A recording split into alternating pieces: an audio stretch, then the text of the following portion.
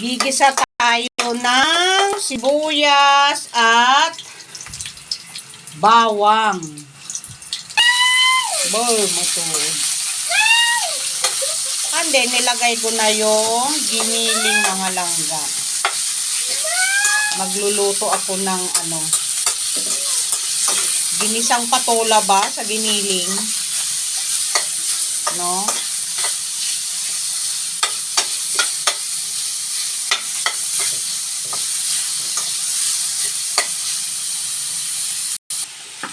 Ayan, nilagay na natin ang kakarampot na patola.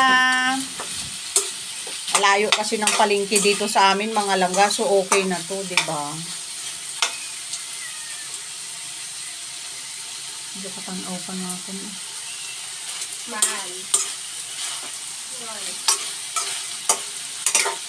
Ginisa na natin siya, mga langga, no? Siyempre, halo-haloin lang natin. Bago lagyan ng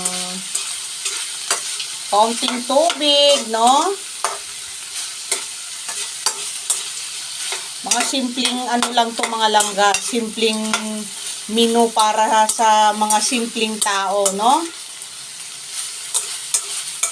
Pero wag ka, ang mahal ng kilo ng baboy today, mga langga. So, tipid-tipid lang tayo. I think 1.8 lang to, 1.8 lang yung giniling ko.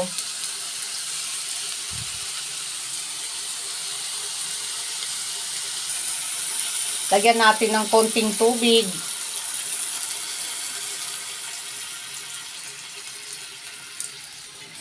At syempre, halo-haluin natin ulit. Hanggang siya.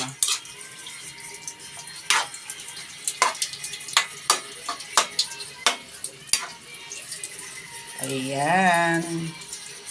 Buksan ko isa kagabi. Ayan, kumukulo na siya, mga langga. Hihigop tayo ng sabaw, syempre. Kahit malupit ang init ngayon, hihigop pa rin tayo ng sabaw. Luto na, mga langga. Saan kayo dyan? Diba? Kainan na, oras pa lang.